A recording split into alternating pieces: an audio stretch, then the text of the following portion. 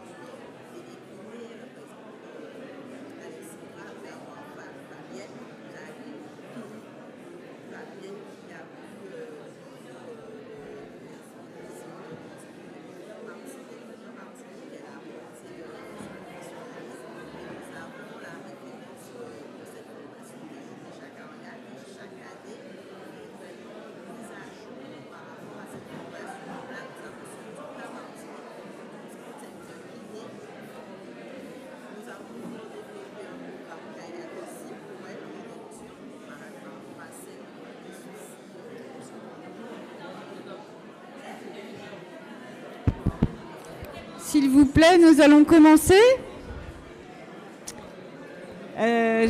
Pouvez-vous rejoindre vos sièges, s'il vous plaît? Le train à destination de On va commencer Tahiti. la dernière session. Peut-être qu'il faut aller là-bas, en fait. Peut-être qu'il faut aller là-bas. C'est quoi ce bordel? Ça suffit. Est-ce que tu crois que tu peux aller là-bas et leur dire de venir? Ça serait super, merci. S'il vous plaît, on reprend.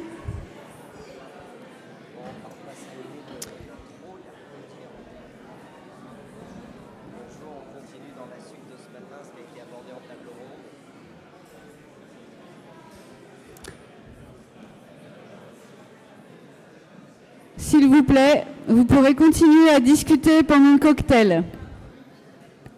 Nous allons donc démarrer pour cette dernière session scientifique de l'après-midi.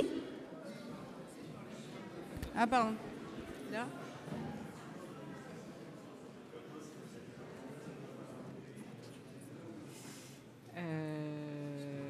Oui, très vite alors. Oui, oui. Mais moi non plus, on fera Merci. à la fin. On va donc terminer la dernière session qui va se reprendre un petit peu ce qui a été dit ce matin lors de la table de ronde sur les stratégies de dépistage, de prévention, et on va se focaliser plus sur certains cancers et certains exemples qui peuvent être faits pour montrer ce qu'on peut faire dans les Outre-mer et ce qu'on peut faire de bien. Donc on va appeler le premier présentateur, le docteur Brureau. Jérôme, peut-être, pardon, je te coupe. Je vais peut-être vous présenter tous les trois très rapidement. Donc cette session s'intitule Spécificité en Outre-mer, pronostic, prévention et stratégie de dépistage. On m'a dit de parler moins près du micro. Voilà, j'espère que vous m'entendez. Et nous avons le plaisir d'accueillir pour modérer cette session le docteur Suzette Delaloge, Gustave Roussy, le docteur Emmanuel Schirpaz, CHU de La Réunion, et le docteur Jérôme Fayette, qui a le micro, du centre Léon Bérard. Merci. Merci pour ces présentations. Donc maintenant, à nous de présenter les présentateurs. Donc, commençant par le docteur Brureau, qui va nous parler du dépistage du cancer de la prostate aux Antilles. On en a déjà beaucoup parlé ce matin et je pense qu'on a encore beaucoup de choses à apprendre.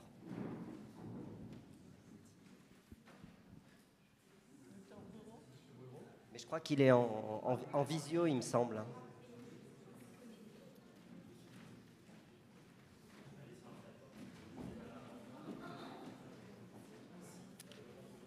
Je confirme, il est en visio, donc j'espère que...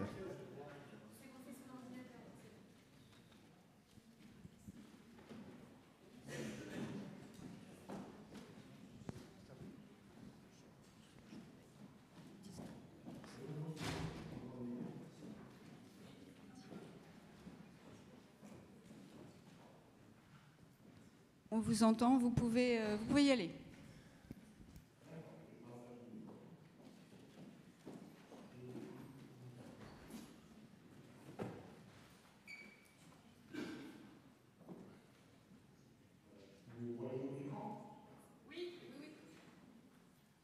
le voit, merci. Vous pouvez le mettre en plein écran si vous voulez.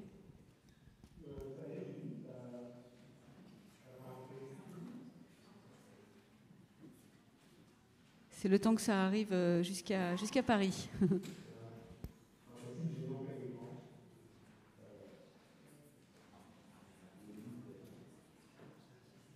Allez-y, on vous écoute.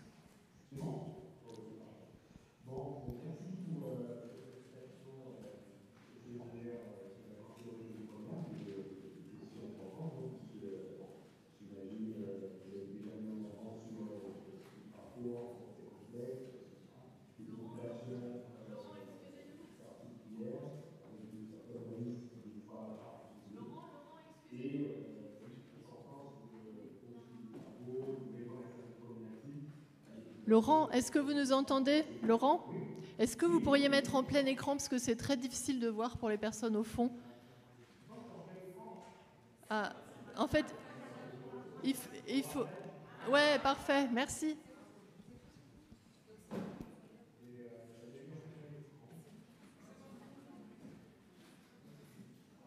C'est bon, on le voit en plein écran, merci.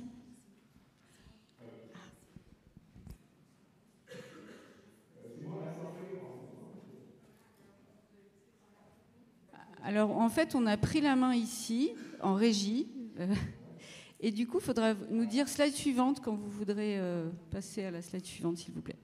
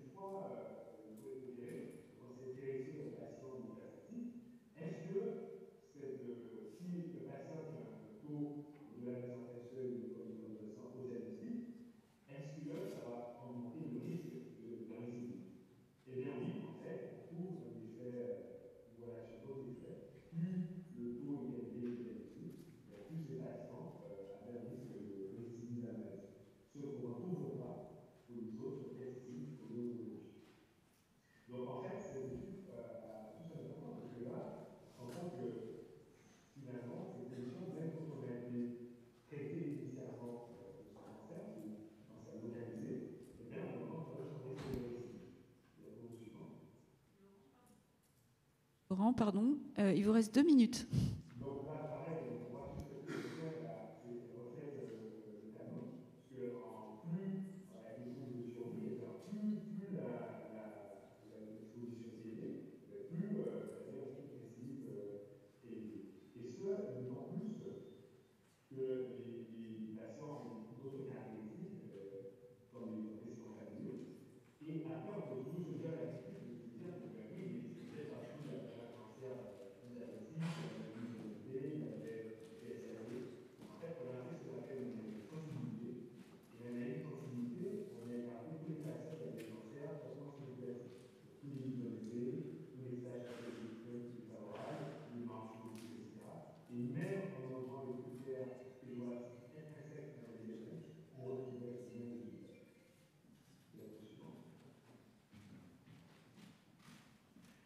Ensuite, on s'est intéressé au risque métabolique. On sait que les patients, la population a tendance à visiter, une prévalence importante du risque syndrome métabolique, avec une population concernée par le diabète, quasiment 20% de la population diabétique, les hypertendus, évidemment, dans le chiffre. On s'est intéressé au métabolique. Est-il une évidence en fait syndrome métabolique avec toutes les modifications hormonales que cela peut provoquer, aussi le surrisque de survenue ou de récidive après que les patients qui se présentent dans le syndrome métabolique. Et pareil, dans les études concernant les afro-descendants, il n'y a pas de critères d'interaction. En termes de définition précise du syndrome métabolique, on peut trouver un peu tout sur dans la littérature. Il y a qui s'intéressent à l'obésité ADLC, d'autres se rapportent aux blanches, alors qu'en fait, on prend la définition, il y a plusieurs critères à prendre en compte. Et là, en fait, dans l'étude que j'ai faite, on n'a pas retrouvé d'association entre la présence de son métabolique et potentiellement la récidive biologique. Suivant. Puis on s'est intéressé au risque micropathologique. C'est-à-dire, est-ce que, parce que c'est vrai que nous utilisons du programme, nous utilisons des classifications, mais toutes ont été faites dans des populations organisées.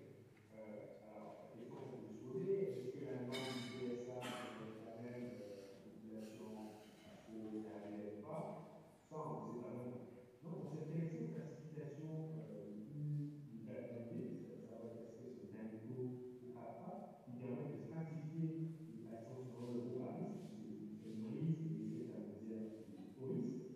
Et là, en fait, ce qu'on se rend compte, à la étude, c'est que la classification des NAMICO, là, autant elle arrive à bien identifier les patients qui sont faibles de risque, mais faire la part des choses entre risque intermédiaire et haut risque, c'est un peu plus difficile. Alors que CAPRA arrive à certifier les patients. Ce qui voudrait dire que peut-être que chez nous, comme le paramètre du CAPRA, que ce soit des NAMICO, on a jamais certifié l'intermédiaire du haut risque. Ce qui arrive aussi dans le bilan public d'expansion, c'est que si on n'arrive pas à bien classifier les termes du risque, s'il faut aller ranger la catégorie, ce sont des questions qui restent ouvertes. Laurent, excusez-moi, il faudrait conclure si c'est possible pour qu'on ait le temps, au moins pour une question. On a fait des études sur la survenue des risques. On voit que ces populations potentiellement une maladie peut-être récente, une récurrente, qui se développe différemment. Le dépistage à ce jour doit être individuel, après formation d'entraînement du patient. Il est recommandé chez nous, on va dire 45 ans, celui de la zone en et jusqu'à 300 ans, on se à ce jour,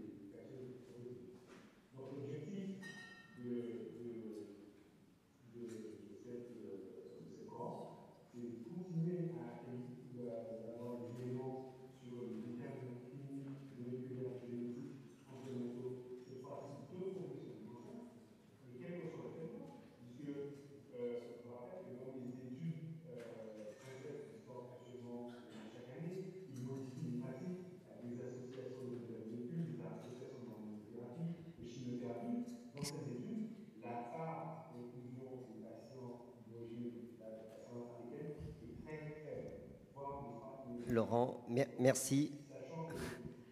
Il faudrait conclure.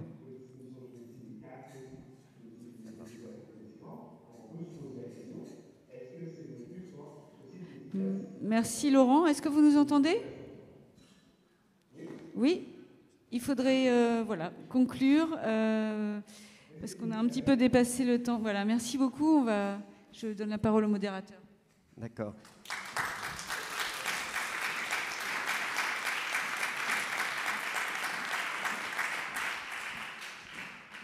Merci. Donc, on rejoint la question fondamentale qui a été abordée ce matin.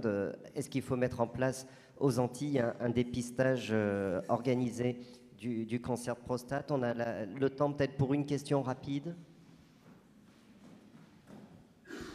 Je reviens à la charge cet après-midi, d'autant plus que celui qui nous a présenté le sujet, que je trouve très, très bien préparé, il nous dit que certaines classifications ne semblent pas adaptées à notre population pour distinguer les groupes à risque. Donc ça veut dire qu'il y a un problème. Le médecin nous propose un plan d'action sur 15 ans. À mon avis, je ne vois pas de frein à passer à l'action pour la Martinique et la Guadeloupe. En tout cas, je remercie cette présentation et enfin, je commence à trouver des réponses à mes attentes. Merci, c'était plus un commentaire qu'une question. Moi, j'ai une très rapide question, mais peut-être vous en avez déjà parlé ce matin. Je pense que ce topo est extrêmement important.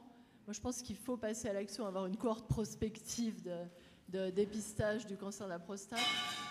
Juste une petite question, est-ce qu'on a des moyens, est-ce que vous développez éventuellement des signatures moléculaires qui pourraient identifier l'exposition, le niveau d'exposition à la chlordécone et permettre de développer des biomarqueurs de dépistage? Est-ce qu'on a les moyens d'identifier à titre individuel l'expo à la chlordécone selon... je crois que c'est très compliqué à faire. Alors, on peut doser la chlordécone, ça c'est pas très compliqué, c'est super. Après, la chlordécone, c'est le reflet de la chlordécone où on fait le test. Mais on ne fait pas en fait sur la chlordécone. Le test, c'est la molécule sur le valeur. Donc, ce qu'on fait dans le temps, on va molécule, les patients sont revenus à la clinique, et à chaque fois, on repose en fait les différents marqueurs. Après, l'autre caractéristique, on peut éventuellement doser le chlordécone à la graisse de l'économie, pour avoir une connaissance. Après, il y a 5 signatures moléculaires internes. Il y a des études en cours pour essayer d'en identifier? Études en cours pour essayer d'en identifier? Par contre, on va rechercher plutôt des signatures moléculaires des gènes déjà connus pour voir comment corréler à une taux d'exposition modifierait le risque de récidive ou de exposition. Nos épidémiologistes pourraient s'y intéresser. On va être obligé, Laurent, merci beaucoup de passer au topo suivant. Merci infiniment, c'était très intéressant.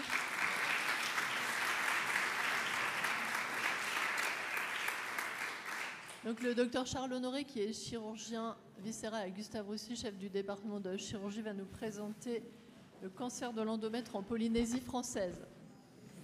Alors, merci beaucoup de me donner l'occasion de vous parler aujourd'hui. Ça peut paraître... non, ça c'est pas les bonnes dias. Non, c'est pas ces dias-là. Donc, qui va me laisser une minute d'expliquer pourquoi je présente ce topo qui est un petit peu incongru pour ceux qui me connaissent. Donc, je le présente de la part du docteur Epaillard et du docteur Lettringer, qui n'ont malheureusement pas la chance d'être là aujourd'hui. C'est un topo qui va clairement illustrer ce qu'on dit depuis ce matin, la nécessité d'avoir des données de qualité pour pouvoir prendre de bonnes décisions. Ce qui est un vrai sujet, dans la mesure où on va voir un tout petit peu les limites, enfin on les a déjà un petit peu touchés du doigt, les limites des registres actuellement mis en place, où qu'ils soient, que ce soit en métropole ou en Outre-mer, et de voir un petit peu quelles solutions alternatives les médecins dont je vous ai parlé, ont mis en place pour essayer de bypasser en fait les problèmes qu'ils ont rencontrés. Je dois parler plus près, plus fort, je vais faire les deux. Et donc, voilà, je vais vous parler du cancer de l'endomètre en Polynésie. avec cette cohorte rétrospective qui a été mise en place sur 10 ans. Quelques petits points quand même sur le cancer de l'endomètre, donc le 4e cancer le plus fréquent chez la femme, une augmentation de l'incidence depuis 30 ans. C'est la 6e cause de décès par cancer chez la femme en France. Et c'est principalement, et c'est important pour la suite du topo, un cancer de la femme âgée. Alors 85 à 90% des cancers de l'endomètre surviennent chez la femme ménopausée avec un âge médian aux alentours de 70 ans, 4% avant 40 ans. Ça, ce sont les données de l'INCa. Et les facteurs de risque sont connus, c'est l'obésité, le diabète, le traitement par tamoxifène et certaines prédispositions génétiques. Je fais directement le parallèle avec un sujet qui a déjà été évoqué, qui est très important. C'est l'obésité, alors en Polynésie, mais dans le Pacifique en général, avec probablement une prédisposition génétique différente. Aujourd'hui, c'est clairement un problème de santé majeur. C'est 80% de la population de Polynésie française qui est en excès pondéral, 50% est obèse. Et donc, sur base de ce constat-là, ça, ce sont les données qu'on avait extrapolées. Enfin, je dis non, c'est surtout le docteur Epaillère, le docteur Lutringer, je le redis encore, à partir du registre de 2015 et l'actualisation en 2016 de Polynésie et le registre de France métropolitaine, où vous voyez un taux d'incidence standardisé sur l'âge qui, déjà là, semble être différent, avec un TSI de 11 femmes pour 100 000 en France métropolitaine, versus, là encore, ces disparités entre les deux années, de 16 à 30 en fonction de l'année où vous étudiez, et une différence également sur le rang de ce cancer de l'endomètre en France métropolitaine versus la Polynésie. Et du coup, c'est fort de ces difficultés rencontrées et de l'incapacité sur base des données disponibles pour prendre des décisions complexes. Voilà, c'est une cohorte rétrospective qui a inclus tous les cancers, les nouveaux cancers, de l'endomètre invasif diagnostiqués entre 2010 et 2020. Les sources, pour arriver, et c'est ça l'intérêt de cette cohorte, pour arriver à l'exhaustivité, c'est de partir des registres existants, mais également des données de codage du centre hospitalier de Polynésie pour arriver à colliger le maximum de patientes, en sachant que le seul centre qui fournit des soins d'oncologie en Polynésie française, à l'époque, c'était le CHPF. Ça l'est toujours d'ailleurs, je ne sais pas pourquoi j'y ai à l'époque. Mais ça nous a permis de déterminer l'incidence, une incidence calculée, mais également d'avoir des caractéristiques démographiques qui ne sont pas forcément disponibles, des caractéristiques tumorales, mais également la prise en charge réalisée. Et enfin, réaliser surtout une analyse de survie, ces données qui nous manquent tellement souvent dans ces registres. C'est le suivi. Donc voilà, première dia, 372 femmes avec un cancer de l'endomètre identifiées sur cette période. Avec, vous le voyez, je vais essayer de voir si j'arrive à montrer. Tac, oui. Cette incidence, année par année, avec, vous voyez, un petit peu ce qui explique la disparité rien que sur le registre entre ces deux années-là. Je ne sais pas pourquoi il y a eu cela.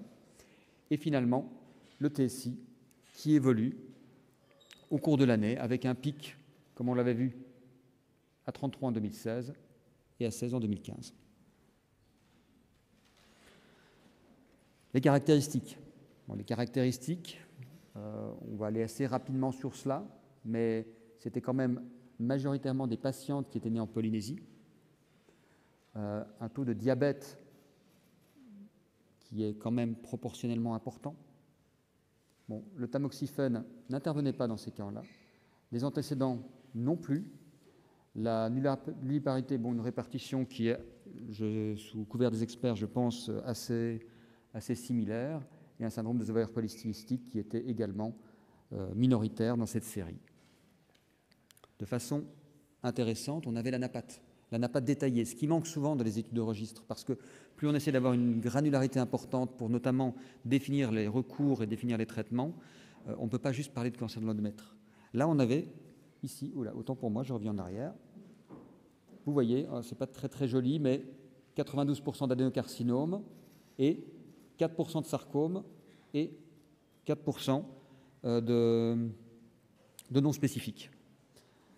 Et dans les sarcomes, j'insiste sur ce point-là parce que vous avez peut-être vu dans les études de registre, le sarcome là par contre, c'est mon domaine d'expertise. Et vous avez vu que c'est assez paradoxal, mais en Polynésie, on a une incidence du sarcome qui est très inhabituelle. On en reparlera après. Les léguminosarcomes et les non spécifiques, et là encore, dans les adénocarcinomes, c'était majoritairement des carcinomes endométrioïdes, avec un petit peu de séreux, un petit peu de cellules claires, un petit peu de mucineux. Donc une répartition assez standard finalement. Ça, c'est intéressant. On voit malheureusement un IMC médian à quasiment 35, avec ici majoritairement des patientes avec un IMC supérieur à 35. Vous le voyez. L'IMC supérieur à 30 dans 70% des cas, ça c'est un vrai sujet. C'est un sujet dont on parlera un petit peu après, mais ces données comme ceci nous permettent d'avancer et pour comprendre un tout petit peu les stratégies qu'on veut mettre en place pour pouvoir essayer de prévenir ce problème de santé majeur. Donc les stades, on va aller assez rapidement sur ça. 18% de stades métastatiques et le reste de stades non métastatiques. C'est surtout pour les données après, où vous voyez ici 262 patients avec un stade FIGO 1 à 3 et avec différents types de traitements. Vous voyez de la chimiothérapie préopératoire, l'immense majorité ont eu de la chirurgie. Après, 10% de chimiothérapie adjuvante, 25% de radiothérapie adjuvante et de la curithérapie aussi. Et après un suivi de 3 ans et demi, 72% de patientes en vie, avec une médiane de survie sans récidive de 82 mois pour les stades FIGO précoces et de 41 mois pour les stades plus avancés. Les données métastatiques sont très intéressantes parce que vous voyez 140 patients, 82 après une chirurgie pour une maladie localisée, 58 pour des patientes qui ont été d'emblée métastatiques. Là, je n'ai pas l'explication, mais c'est un chiffre qui est quand même assez alertant. 60% seulement ont reçu un traitement. 40% n'ont eu aucun traitement. Je pense que ça vaudrait la peine, ça faisait partie des sujets que le docteur Epaillard et le docteur Litringer voulaient explorer. Je n'ai pas la réponse. Par contre, on a toutes les patientes confondues, c'est 140 patients, une médiane de survie de 10 mois et demi. On va voir, c'est pas exactement les mêmes chiffres qu'en métropole. On a quand même poussé la granularité pour essayer de voir si, en fonction de l'ensemble de la population, mais également les patientes qui étaient soit en situation de récidive ou en situation de métastatique d'emblée, voir un tout petit peu s'il y avait une différence, mais sans surprise, le pronostic est plus mauvais lorsque vous récidivez que lorsque la situation se développe de façon d'emblée métastatique. L'obésité, le non-traitement, le troisième sujet qui était identifié par cette étude, c'est cela. 42 patientes avaient un cancer de l'endomètre avant 40 ans. 11% de la population, ce qui est très supérieur à ce qu'on peut voir pour la moyenne nationale, ça vous l'avez vu. Et vous voyez ici d'ailleurs les deux courbes. Hop là, je reviens en arrière, autant pour moi, avec clairement un décalage de l'âge de survenue de ces cancers chez la femme polynésienne, avec un taux ajusté de presque 4 patientes par 100 000 habitants et par an de moins de 40 ans. Si on le compare à la population d'autres pays, on arrive sur une incidence qui est ici très élevée. C'est la dernière dia d'ailleurs. C'est la deuxième incidence de cancer de l'endomètre au monde après la Bolivie. Cette étude, qui était assez complexe à mettre en place et qui nous apporte quand même des informations essentielles, nous montre que l'incidence du cancer de l'endomètre en Polynésie, hop là, autant pour moi, je reviens sur l'arrière, est élevée, plus élevée qu'en France métropolitaine. Ce n'est pas le plus élevé au monde, mais ça reste quand même très élevé. On a l'impression qu'il y a une tendance globale vers l'augmentation. Alors, il y a peut-être des explications, on pourra en discuter si vous voulez après. Mais surtout, ça survient chez la femme jeune. La femme jeune, et est-ce que l'influence de l'excès pondéral intervient? C'est probablement exploré. Et alors la deuxième chose, c'est que lorsqu'on compare ces chiffres aux chiffres de résultats, lorsque vous avez un cancer de l'endomètre en métropole, les résultats sont nettement moins bons en situation métastatique. En situation non métastatique, c'est similaire. Mais par contre, lorsque vous vous retrouvez ici, en stade 4, 10 mois, Mais là encore, 40% des patientes n'ont pas eu de traitement. Et je m'arrête ici. Eh bien, on a 3 minutes pour les questions.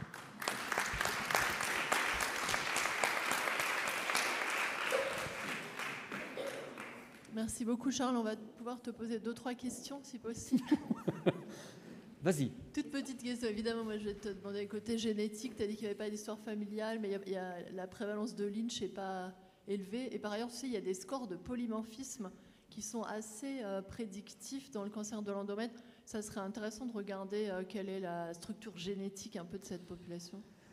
Alors, toute la difficulté de l'étude, en discutant avec Delphine et Nicolas, a été d'identifier les patients. On a à peu près 400 malades. Maintenant que ces patients sont clairement identifiés, l'énorme avantage, je vais dire, c'est que la population reste relativement limitée. Donc toutes ces idées-là, maintenant que les données sont là, on pourrait éventuellement exploiter cette cohorte pour voir s'il n'y a pas un polymorphisme. Le seul problème, ce sont les échantillons qui ne sont pas forcément tous disponibles. D'accord. Et le gros problème, c'est qu'en fait, ça reste une maladie relativement rare, même si elle est plus fréquente. Et tu as des problèmes, il y a plusieurs problèmes, c'est l'incidence élevée et le pronostic pas très bon. Et l'accès au traitement, peut-être, ça fait beaucoup de problèmes à résoudre. Est-ce que tu aurais des pistes à nous proposer ? Alors là, je pense que, personnellement, je n'en ai pas beaucoup. Je vais me tourner directement vers les personnes concernées, Théanini ou Jean-François. Help, est-ce que vous avez des idées de pistes ? Parce que c'est un vrai sujet. Alors, ce topo avait été présenté lors de la venue de Gustave Roussy, et donc on avait un petit peu échangé sur déjà l'augmentation du dépistage de ce cancer au niveau des praticiens des îles. C'est vrai qu'il y a un retard au diagnostic, notamment dans la notion de saignement, et donc d'augmenter cette sensibilisation des patientes, la sensibilisation des soignants aussi, avec probablement des consultations avancées avec des échographies dans les îles éloignées. Donc ça, c'est au niveau du dépistage. Après, au niveau de la recherche sur la cause de cette incidence élevée, c'est vrai qu'il faudrait qu'on se penche dessus. Moi, je posais, mais c'est vraiment une question qui est complètement ouverte, et peut-être que le docteur Devater peut y répondre. Le cancer de l'endomètre fait partie des maladies indemnisées dans le cadre des essais nucléaires. Il y a une incidence qui est plus élevée qu'ailleurs. Est-ce qu'il y a quelque chose qui serait en lien ? C'est vraiment une question ouverte. Évidemment que l'obésité est un facteur de risque qui est là, hein, mais ça, mais on voit que d'autres pays où il y a aussi de l'obésité n'ont pas forcément les mêmes chiffres que nous. Donc, est-ce que il y a quelque chose à étudier dessus, parce qu'on a fait le cancer de la thyroïde, mais est-ce que le cancer de l'endomètre et après, c'est vrai qu'on reste quand même sur des petits effectifs. Voilà, pour ce que je peux dire. Je ne sais pas si Jean-François, tu veux apporter autre chose. Juste, Suzette, quels sont les polymorphismes qu'il faudrait rechercher ? Enfin, quels seraient les technos à mettre en œuvre ? Ce serait qu'est-ce qu'il faudrait faire sur les bases d'échantillons ? En fait, il faut avoir un échantillon de sang ou de salive pour faire un profil, un génotypage avec une puce. C'est un vrai projet de recherche, en fait. Et peut-être Florent veut commenter un petit mot sur la partie épidémio. Merci, Florent. Non, pas du tout. Il n'y a rien de particulier à propos de l'irradiation et du risque de quoi. Non, ça, c'est l'endomètre. Non, c'est vraiment un risque assez faible. Et puis on ne voit pas très bien pourquoi les doses seraient significatives au niveau de l'endomètre. Non, ça, j'ai pas de. Mais moi, j'ai mais en revanche, c'est sûr que oui, faire sur cette cohorte, prélever ce qu'a demandé de la salive le plus vite possible, parce que à cause du taux de décès que vous avez chez les métastatiques, c'est sûr que c'est une très très bonne idée. Ça, je pense que c'est vraiment nécessaire. C'est ce que nous on avait proposé une fois de faire dans une cohorte de cancer du sein, mais on avait proposé ça, mais le projet avait été refusé par l'INCa, mais on avait ce projet de faire ça aussi pour les cancers du sein à Tahiti, quoi. Mais j'ai une question à propos de la très mauvaise survie. Vous avez pour les métastatiques, vous n'avez pas du tout parlé des problèmes de refus de traitement, de fuite, quoi. Est-ce que ça joue un rôle important dedans ou pas ? 40% des patientes métastatiques n'ont pas eu de traitement. Donc clairement, il y a une fuite, et c'est malheureusement assez commun malheureusement avec certains patients polynésiens. Ceux qui viennent des Tuamotu ne veulent pas forcément être traités. Ils veulent rentrer à la maison.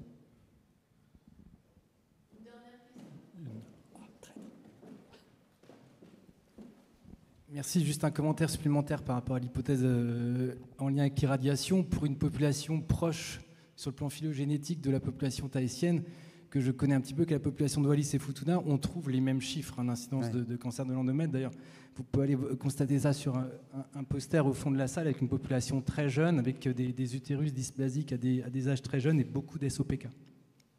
Mais par contre, une population qui n'a pas été exposée à une irradiation, donc ça va dans le sens de l'absence, a priori, de lien. Par contre, la question qui se pose sur les îles de Wallis et Futuna, c'est est-ce qu'il y a un lien avec des phytoœstrogènes alimentaires, notamment le taro, l'igname. C'est une question que je soulève, je n'ai pas la réponse. Ok, merci beaucoup. On va passer à la présentation suivante, qui change de sujet. C'est l'épidémiologie en Nouvelle-Calédonie, donc présentée par Madame Hartmann.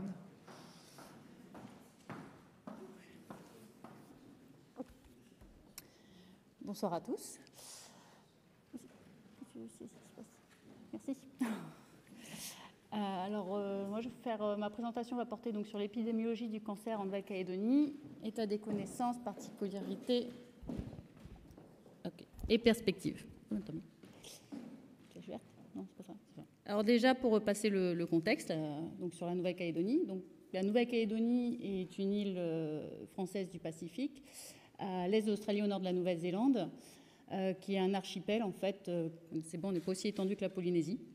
On a une grande terre et 3 îles loyautés, une île dans le nord et une île dans le sud. Et surtout, on est situé à 22 000 km de la métropole. Au niveau de notre statut, déjà, on a un territoire donc, de 18 500 km². Et on a un statut particulier, car on est une collectivité d'outre-mer avec une autonomie partielle. C'est-à-dire que, par exemple, la santé est une compétence du territoire, tandis que, par exemple, la recherche est une compétence de l'État français. Donc, des fois, ça peut poser des petites difficultés, donc, notamment au niveau de la santé. Le plan cancer métropolitain, tous les plans cancer métropolitains ne s'appliquent pas en Calédonie. Donc, on devrait développer notre propre plan cancer, ce qui n'est pas encore le cas. Au niveau de notre population, on a une très petite population, on n'est que 270 000, étalée sur 18 500 km², donc une densité de population de 14 habitants au km², donc vraiment pas nombreux. On a, comme beaucoup de pays, un vieillissement significatif de notre population, donc avec tout ce que ça va impliquer sur le système de santé. Avec une population, je pense comme dans beaucoup de pays d'outre-mer, pluriethnique, avec des populations d'origine mélanésienne, européenne, wallisienne, beaucoup de Wallisiens en Nouvelle-Calédonie, population indonésienne, vietnamienne, etc., avec des modes de vie très variés, avec des personnes qui vont avoir à vivre sur Nouméa, la capitale, ou dans le nord, en tribu, etc.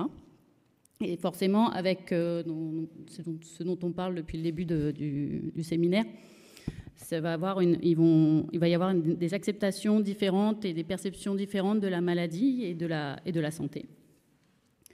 Ensuite, au niveau de nos facteurs de risque, ce sont les chiffres fournis par le baromètre santé 2021-2022. Donc, on a 66% de notre population qui est en surpoids ou obèse, donc une personne sur 3, 2 personnes sur 5 qui fument et 26% qui consomment très régulièrement de l'alcool. Au niveau du service de soins en cancérologie, on est quand même plutôt bien fourni. On a 2 services d'oncologie, un dans le secteur public, un dans le secteur privé, 2 laboratoires d'anatomopathologie, un centre de radiothérapie. On a des réunions de concertation pluridisciplinaires qui sont faites localement, gérées par une association. Et ensuite, on a un dépistage organisé du cancer du sein et du cancer du col. Par contre, c'est vrai que sur le territoire, ce qu'il n'y a pas, c'est le PET scan. Pour ça, les patients doivent être évasanés préférentiellement en Australie, ni de dépistage organisé du cancer du côlon. Alors, je vais vous présenter donc les données d'incidence et de mortalité. Pour ce qui est des données d'incidence, en fait, c'est les données issues du registre du cancer de Nouvelle-Calédonie.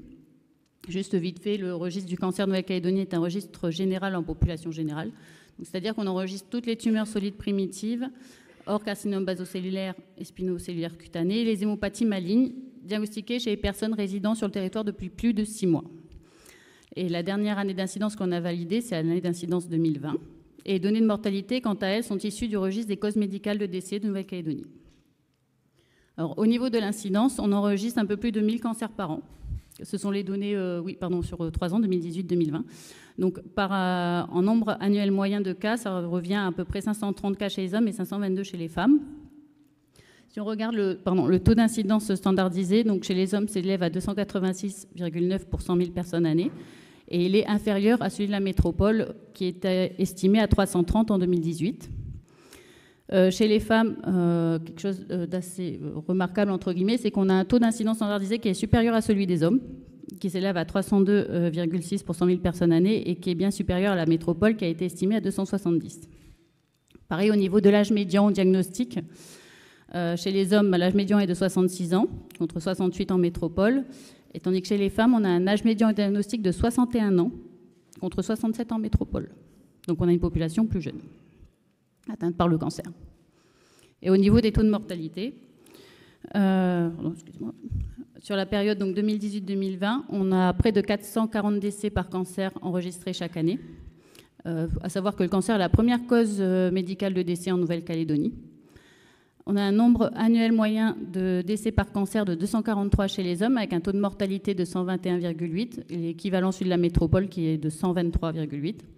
Par contre, chez les femmes, on a un taux de mortalité estimé à 109,1, alors qu'en métropole, il est de 72.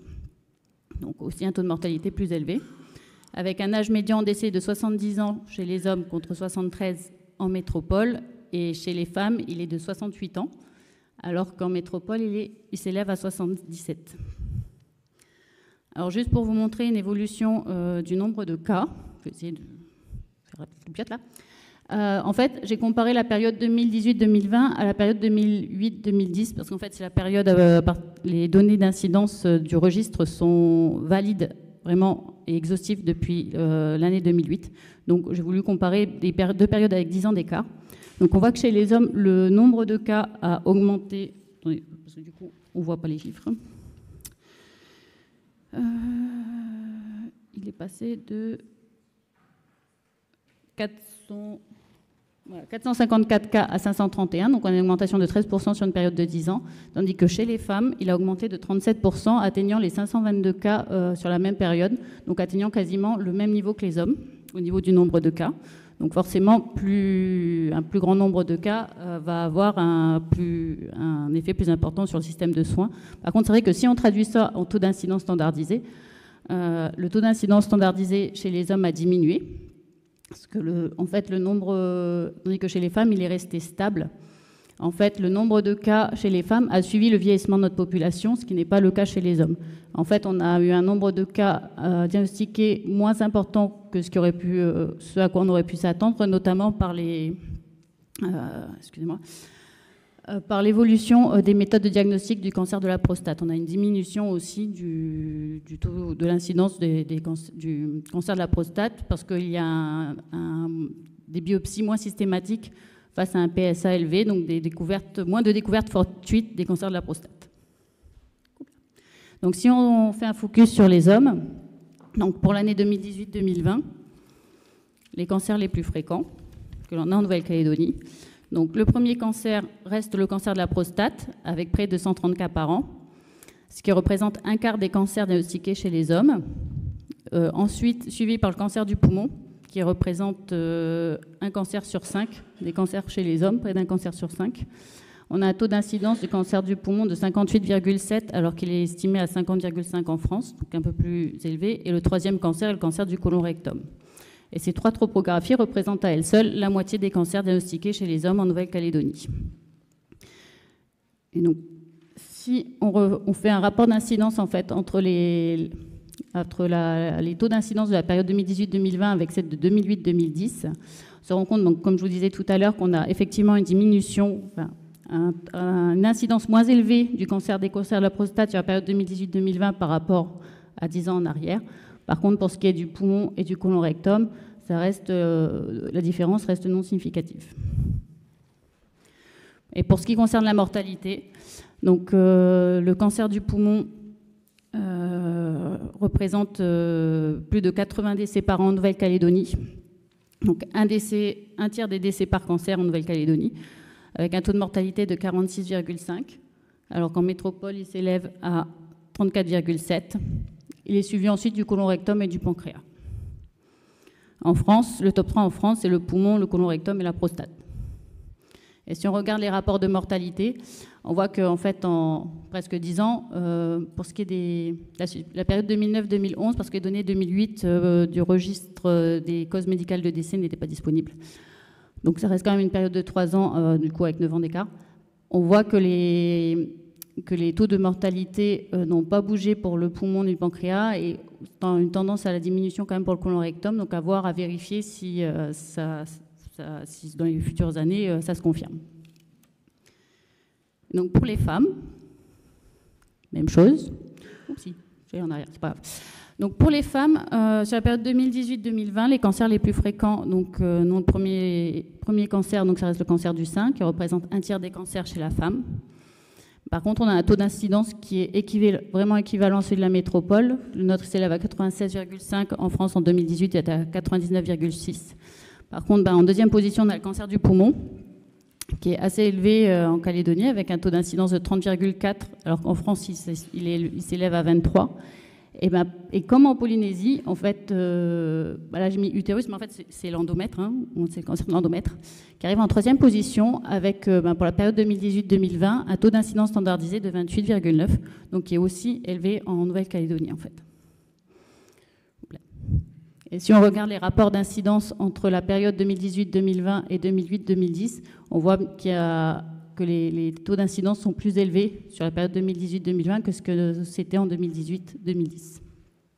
Et notamment bien plus marqué sur le poumon et l'utérus, donc l'endomètre. Et au niveau donc, du top 10 de la mortalité, les cancers qui enregistrent le plus de décès, donc c'est les cancers du poumon et les cancers du sein, avec un taux de mortalité qui est équivalent et qui s'élève à près de 20 décès pour 100 000 personnes. 100 000 personnes année. On a le même, en métropole, il y a le même schéma, avec un taux de mortalité équivalent pour le sein et pour les cancers du poumon, mais avec un taux de mortalité qui s'élève à 14. Et pour ce qui est des rapports de mortalité, on voit que pour le cancer du poumon, en 10 ans, ça n'a pas bougé. Pour le sein, ça a légèrement diminué, mais ce n'est pas significatif, tandis que pour le côlon, on a quand même une tendance, comme chez les hommes, à la diminution, donc à voir si ça se confirme pour les prochaines années. Alors, au niveau des perspectives, alors, je vais vous parler des perspectives au niveau registre, que c'est mon domaine. Déjà, ce qu'on souhaiterait, c'est optimiser notre système de surveillance, parce que voilà, les données que je vous présente, là, c'est quand même les dernières données d'incidence validées, c'est l'année 2020, donc présentée 2020, alors qu'on est en 2023. Je dis, on peut essayer de faire mieux en données d'incidence. Donc, l'idée, ce serait d'avoir un système basé sur certaines sources de signalement qui permettrait d'avoir une incidence dans l'idéal à N-1 et pouvoir fournir des données plus rapidement aux cliniciens qui les demandent, pouvoir lancer des alertes si besoin. Et ensuite, avoir un système, un registre, vraiment comme on fait actuellement, avec une incidence beaucoup plus fine, et pouvoir, grâce à ça, conduire des études plus spécifiques, faire des analyses de survie, faire des études par stade au diagnostic, ou pouvoir justement creuser cette problématique de cette surincidence du cancer de l'endomètre. Et l'un des moyens, l'une des idées pour arriver à ce système-là, ce serait, comme on est quand même un petit pays, et on est pas très nombreux au niveau des acteurs, ce serait de se mutualiser, notamment avec le réseau ONCO qui gère les RCP, et pouvoir avoir des données communes et mettre en relation en fait toutes nos données pour pouvoir mieux les exploiter. Et au niveau du territoire, en fait, les perspectives au niveau de notre territoire, et là je me permets de me faire la porte-parole en fait des personnes avec qui je collabore, notamment la Ligue, le réseau ONCO, des médecins cliniciens, des médecins de santé publique, en disant qu'il est vraiment nécessaire d'avoir un plan cancer calédonien pour pouvoir mutualiser et mieux se coordonner et pouvoir optimiser le parcours du soin du patient en Nouvelle-Calédonie. Je vous remercie.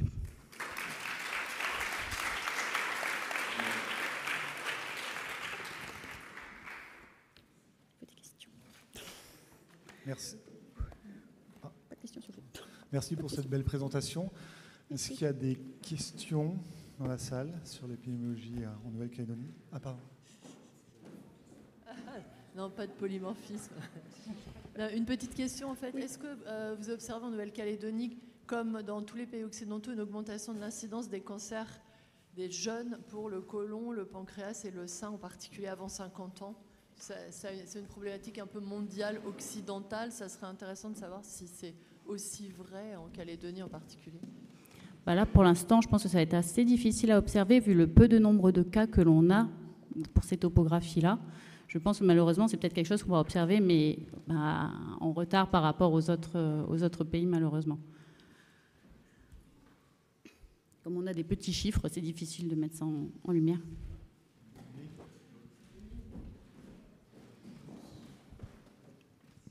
Merci pour cette belle présentation. Moi, j'ai été marquée par l'incidence des cancers de l'endomètre, mais en même temps, la mortalité très très faible. Est-ce que c'est parce que vous avez une politique de dépistage, de détection précoce, de sensibilisation des patientes? Est-ce que le parcours de soins fonctionne particulièrement bien?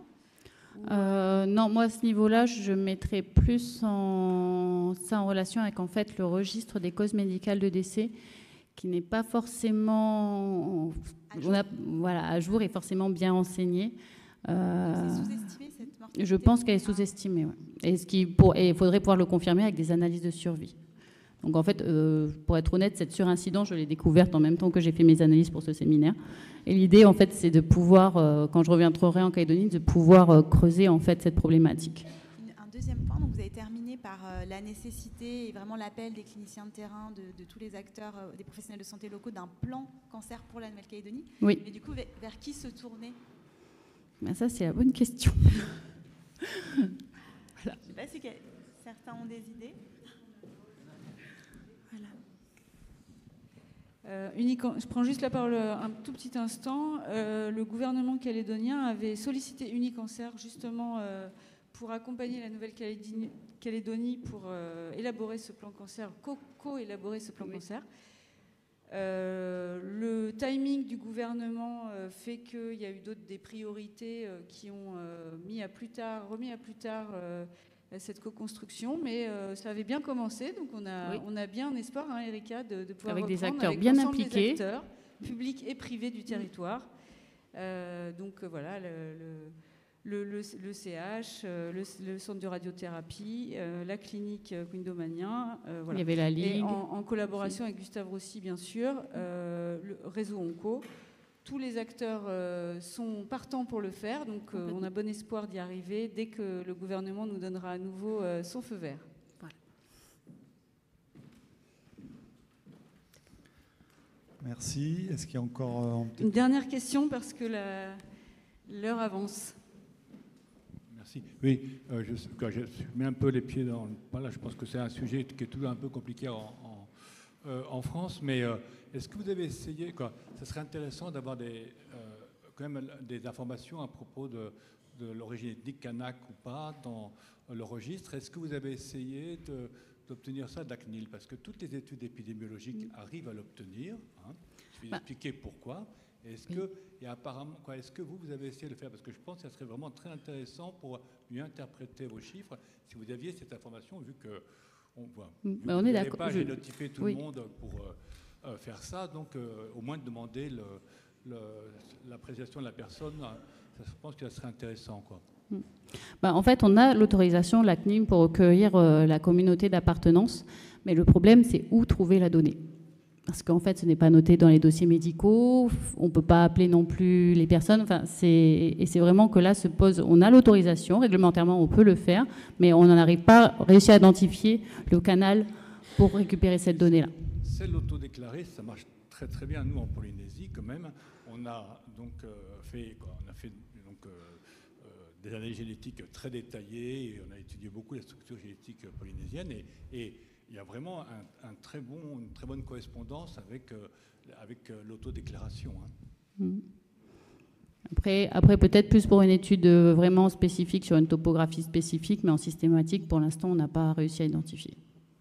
Il y a moyen de le faire. Merci. Juste pour peut-être l'aider sur cette question-là, enregistre, on travaille en rétrospective, donc sur les dossiers médicaux. Donc, du coup, il faudrait que l'autodéclaration elle soit inscrite dans les dossiers médicaux, ce qui n'est pas évident. Merci beaucoup. On va passer à la dernière présentation sur le dépistage du cancer du sein en Polynésie française du docteur, je ne vais pas me tromper cette fois, Temata Otoa.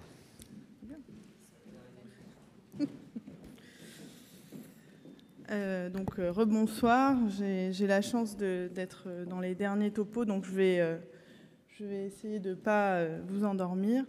Je présente le parcours Tarona Terre, donc qui est un parcours pour faciliter l'accès au dépistage, en tout cas augmenter l'accès au dépistage du cancer du sein en Polynésie.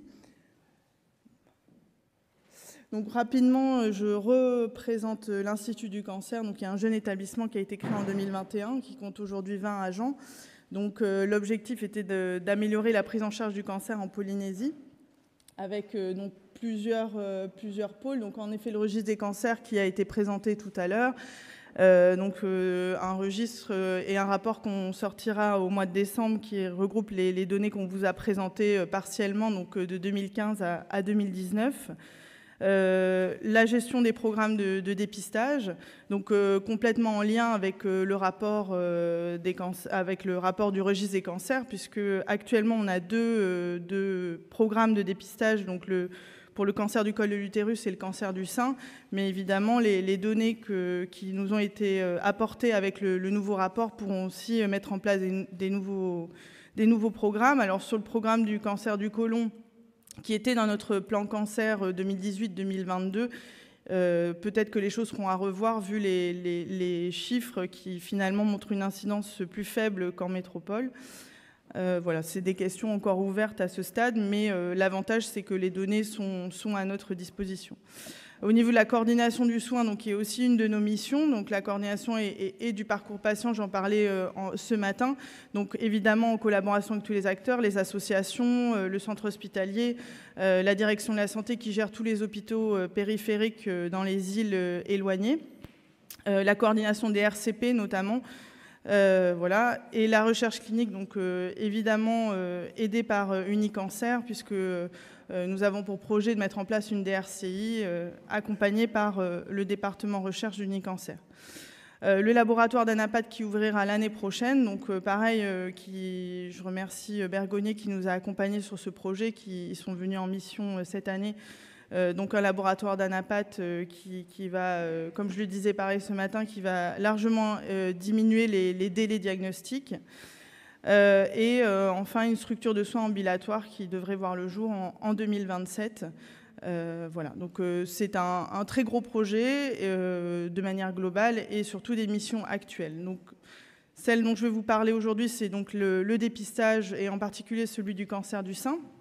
Donc le programme a été mis en place en 2003, avec tout d'abord un dépistage individuel, donc pas organisé, et donc avec une prise en charge à 100% de l'examen, donc de la mammographie par le pays, et non par la sécurité sociale. Donc les femmes sont incitées à aller se faire dépister par les professionnels de santé ou par différentes campagnes de sensibilisation. En 2019, il y a une évolution de la loi, donc de la loi de pays locale, qui a rajouté l'échographie dans la prise en charge. Donc la mammographie et l'échographie sont pris en charge dans le cadre du dépistage, avec un coût zéro pour les patientes. Donc quand c'est fait dans le cadre du dépistage, évidemment, de 50 à 74 ans tous les 2 ans. Et donc, le 1er janvier, l'Institut du cancer a récupéré cette mission de gestion des programmes de dépistage, donc à la fois le contrôle de l'éligibilité des patientes, le paiement des examens, donc des mammographies et des échographies, l'analyse de la participation au programme de dépistage et évidemment les campagnes de sensibilisation. Donc là, un tableau qui résume un petit peu les chiffres. Donc, on est donc de 2020 à 2022, donc un taux de dépistage qui a légèrement augmenté en 2021, puis qui a rediminué, mais on reste sur des taux qui sont évidemment insuffisants, 38% de taux de participation. Donc voilà, donc évidemment, notre objectif a été d'augmenter ce taux. Les freins au dépistage, donc beaucoup rejoignent ce qui a pu être trouvé en métropole, avec quand même une peur de la mammographie et de la douleur, et quelque chose qui se transmet entre femmes, entre communautés. Voilà, les femmes racontent à quel point cette mammographie a été douloureuse, et donc on a des patientes qui ont peur d'y aller parce qu'on leur a dit que ça faisait mal. Donc un peu déconstruire cet a priori. La peur du cancer, donc ça on en a parlé aussi toute la journée, donc qui est associé à la mort. Pareil, on est sur une culture de la parole, donc le fait de parler du cancer, de nommer le cancer, c'est quelque chose qui fait venir le cancer, hein, donc on n'en parle pas, on ne va pas se faire dépister parce que finalement c'est un peu ça qui va faire venir le cancer. Bon, après, il y a les problématiques, on va dire, pareil, qui se retrouvent ailleurs, le manque de temps, la précarité sociale, qui évidemment font que la priorité n'est pas au dépistage. L'absence de symptômes, évidemment, et puis donc l'absence d'informations sur le circuit, donc sur les lieux de dépistage, l'accessibilité, la gratuité aussi. Hein, il y a une patiente, parce qu'elle n'avait pas 50 ans, a payé sa mammographie, donc du coup, tout le monde pense que en fait, c'est payant, donc il faut rappeler qu'il y a un programme de dépistage, et puis après, l'absence de suivi. Donc nos objectifs ont été évidemment d'augmenter ce taux de dépistage, donc de passer de 40% à 50, 60, 70%. Et comme on le disait ce matin, à proposer des solutions donc concrètes, immédiates et surtout adaptées à la population. Voilà, les campagnes, comme je le disais ce matin, c'est très bien, les gens entendent, le voient à la télé, mais ne passent pas à l'acte. Et donc on voulait trouver un programme qui permettrait de passer à l'acte. Et évidemment de réduire les inégalités socio-économiques, parce que même si on n'a pas forcément cette donnée-là au niveau du pôle dépistage, on se doute bien que les patients qui ne vont pas se faire dépister sont très souvent quand même dans une situation sociale plus précaire.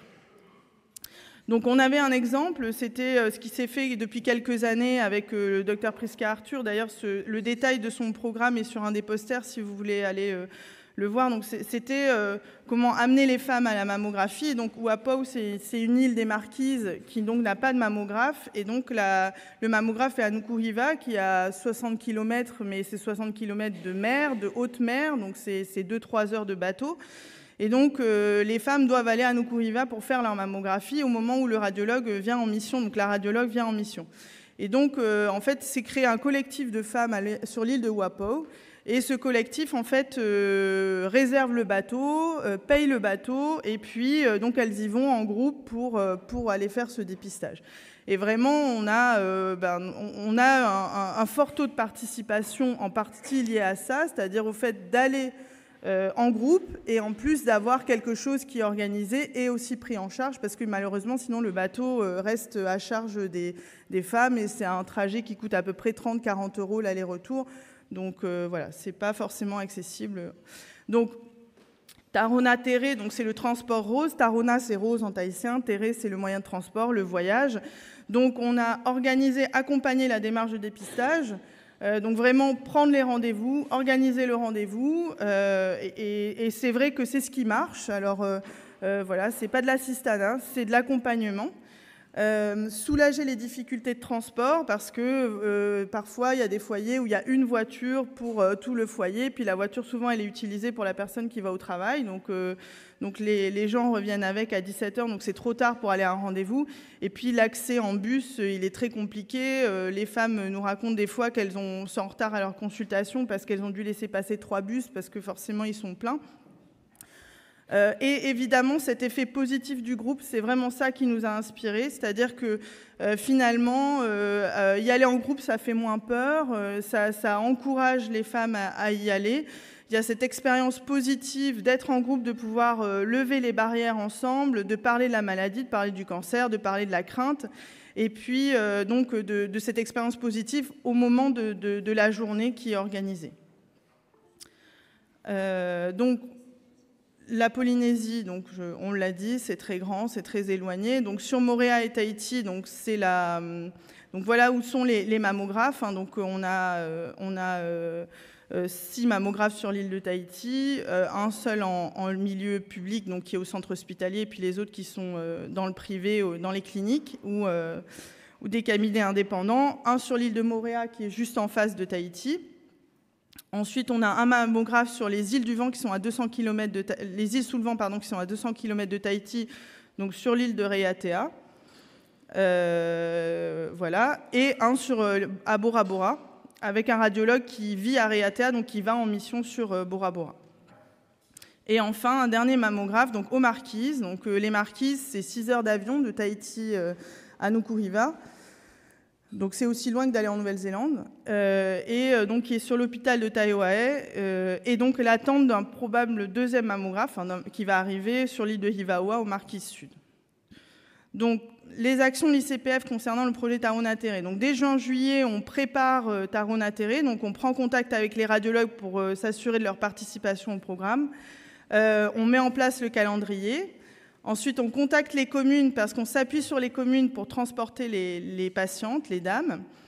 On se met en contact avec les prestataires, visiter les lieux pour s'assurer que tout est OK et on établit la liste des femmes éligibles. Donc en fait, c'est les communes qui nous envoient une liste de patientes et nous, on vérifie si elles sont bien éligibles au dépistage.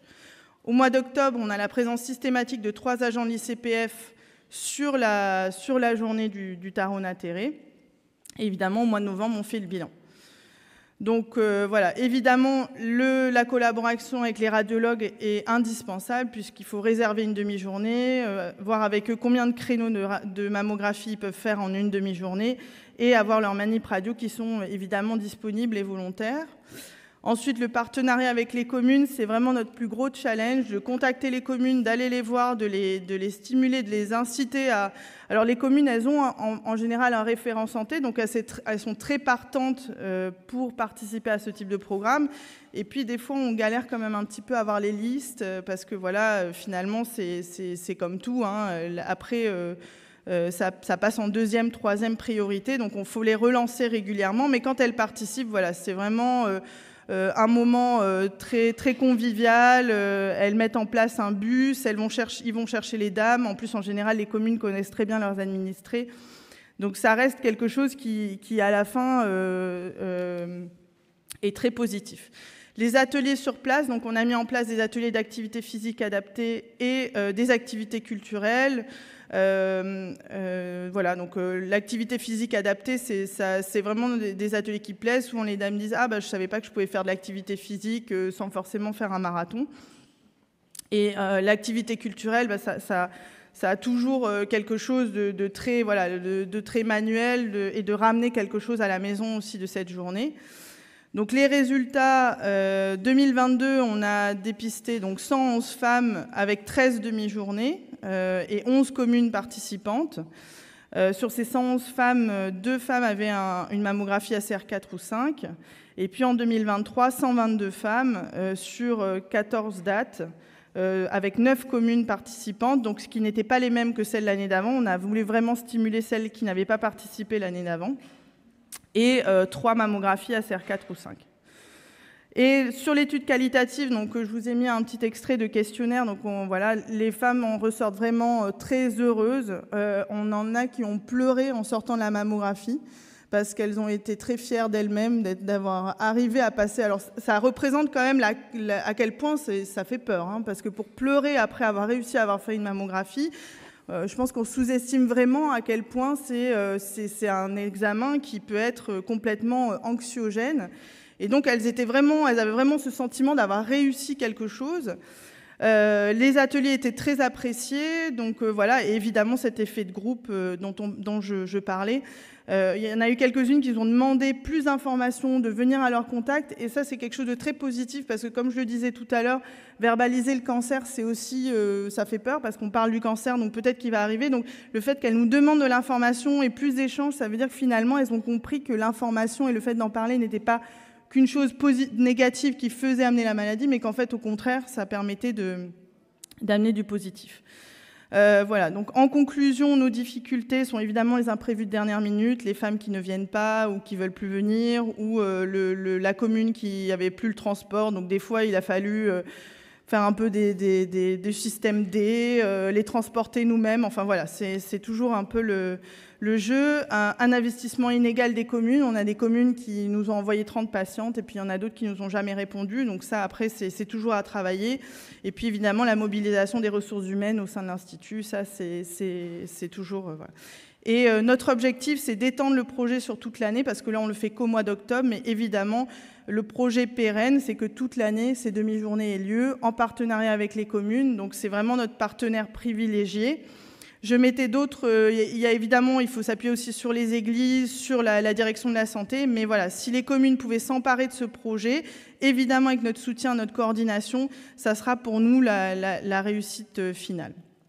Et puis, évidemment, merci à toute mon équipe. Tout le monde n'est pas là aujourd'hui, mais c'est un investissement. On finit Octobre Rose sur les rotules, mais vraiment, les résultats sont là. Et voilà. Et j'espère revenir l'année prochaine pour vous dire qu'on a réussi à le faire toute l'année ou sur plus de communes.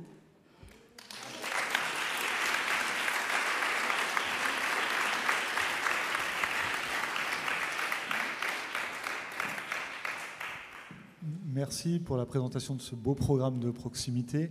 Est-ce qu'il y a des questions? Juste 2 petites questions, par contre, parce qu'on est un peu en retard. J'ai toujours une question. Merci, super intéressant.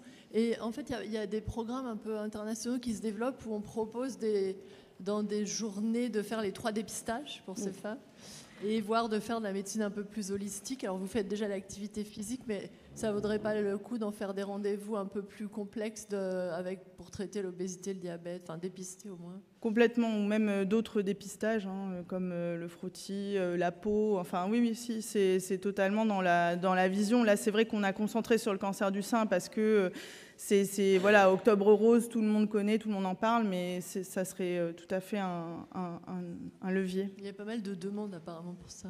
Oui. Est-ce qu'il y a d'autres questions dans la salle?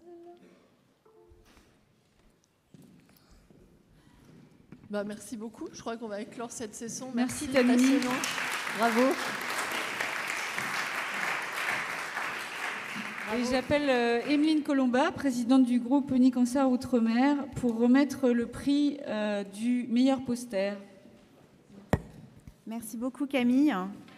Donc on avait prévu un prix pour récompenser les initiatives qui venaient de nos partenaires ultramarins, des travaux de recherche, des dispositifs efficients sur les parcours ou sur la formation.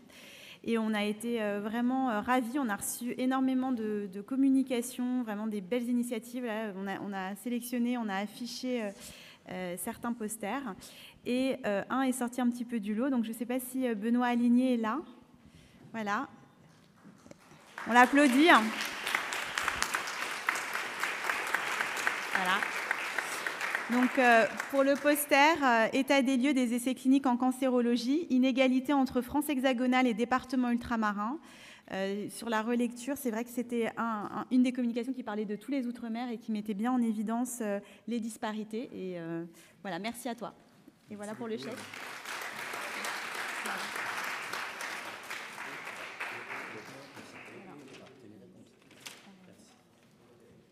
On n'a pas la version cartonnée.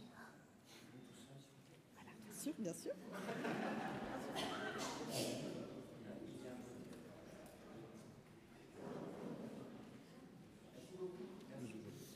Et tu présentes une diapo, c'est ça? Voilà.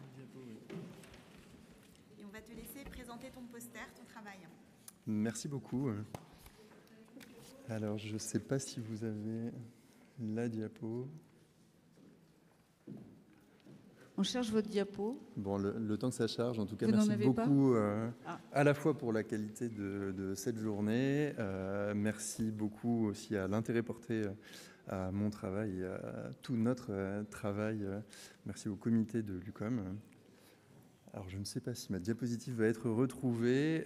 Quoi qu'il en soit, c'était un gros travail résumé sur un poster, lui-même résumé sur une diapositive. Donc, ce sera avec grand plaisir qu'on pourra échanger pendant le cocktail ou demain pour un peu plus de détails sur tout ça. Eh bien, on va faire ça. On va faire ça. Exactement, on peut tout à fait aller voir le poster. Et on va le faire à cappella, sinon on va va le faire a cappella, pas de problème. L'idée était donc d'analyser les inégalités d'accès aux essais cliniques dans les DOM, comparé aussi à la métropole. On a pour ça utilisé un outil, ScreenAct, qui est un outil disponible à la fois pour les soignants, mais aussi pour les patients, pour les collectivités, etc.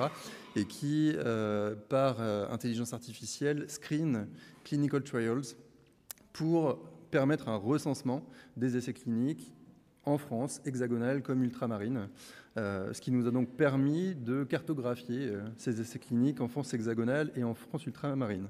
On avait donc un nombre absolu d'essais, mais évidemment, on s'attendait à ce qu'ils soient très largement supérieurs en hexagone. C'est pour ça qu'on a remis ces chiffres en perspective à l'aide des données démographiques récupérées sur le site de l'INSEE, de façon à avoir non pas un nombre d'essais cliniques, mais plutôt une densité d'essais cliniques par habitant. À côté de ça, on avait donc des résultats que j'espère pouvoir vous présenter, mais qui, quoi qu'il en soit, devaient aussi être remis en perspective de la démographie médicale. Et donc pour ça, on a utilisé les données disponibles sur le site de l'Ordre des médecins. Donc tout ça, vous pouvez le récupérer. On a donc objectivé, ce n'est pas juste de la pratique. Voilà. On a donc pu objectiver qu'effectivement, il y a des inégalités majeures. C'est l'un des exemples que je vous ai mis, mais vous en aurez plus sur le poster. En gastro-entérologie, on compte 1627 études centres, dont uniquement 2 dans les DOM. Une densité d'essais cliniques, quelle que soit l'indication, qui était très inférieure dans les DOM à celle de l'Hexagone. En revanche, en termes de démographie médicale, certes, il y avait des disparités et un plus faible accès, mais qui n'expliquaient vraisemblablement pas, et on l'a vu dans toutes les présentations du jour, la raison de ces inégalités-là. Pour la situation de Mayotte et la Guyane, comme certains peuvent le voir dans leur pratique quotidienne dans cette salle, comme d'autres ont pu l'entendre au fur et à mesure des présentations, les problématiques sont très particulières. Et même si on compte 1% de la population, il y avait 0 essai clinique recensé pour ces 2 territoires, avec une sous-dotation médicale qui, elle, en revanche, était très importante. Alors, je dirais 3 messages à tirer de tout ça, à la fois une densité d'essais cliniques dans les DOM très significativement inférieure à celle de l'Hexagone, objectivée ici. En oncodermatologie, en revanche, ça n'était pas mis en évidence.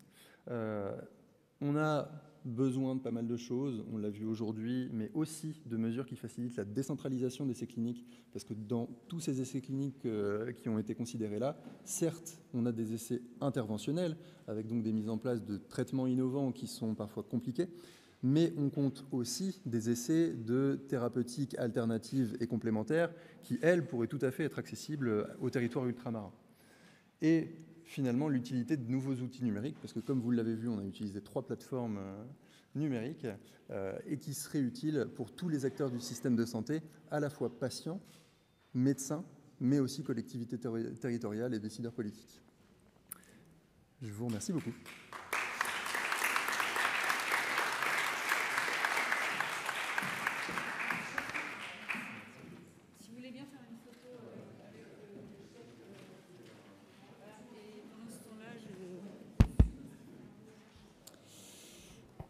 Voilà, pendant qu'on prend une petite photo, j'appelle le docteur Mohamed Ketab, donc, en tant que vice-président du groupe coordonnateur Unicancer Outre-mer, pour clôturer cette première journée. Merci beaucoup, Mohamed. Merci Yann de cette occasion de dire le dernier mot de cette journée. Une superbe journée, riche, superbe journée parce que par votre présence, venant de de la France ultramarine surtout, riche par les échanges de nos expériences, de nos perspectives, par la présence de nos instances, de nos tutelles qui nous ont fait l'honneur d'être présents. Aussi par la visite de notre ministre, Madame la ministre de la Santé, qui a donné un signal fort d'accompagnement pour la cancérologie en Outre-mer.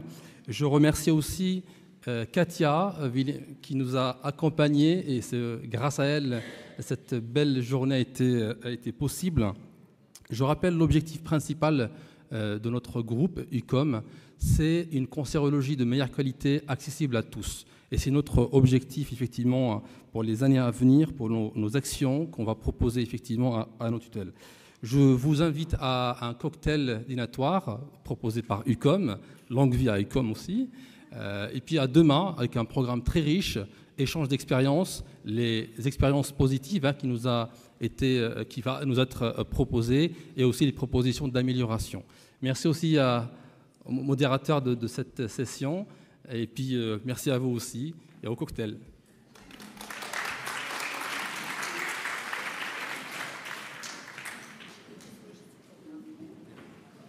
J'ai juste 2 petites questions logistiques pour demain. La sécurité m'a proposé que vous gardiez vos badges et que vous les présentiez à l'entrée pour que ce soit fluide et vous n'aurez pas besoin de présenter vos pièces d'identité. Et ce soir, ceux qui partent au-delà de 20h ne pourront plus ressortir par le 57 boulevard des Invalides. La sortie se fera sur le 27 rue Oudinot. Donc, parce que ça ferme à 20h.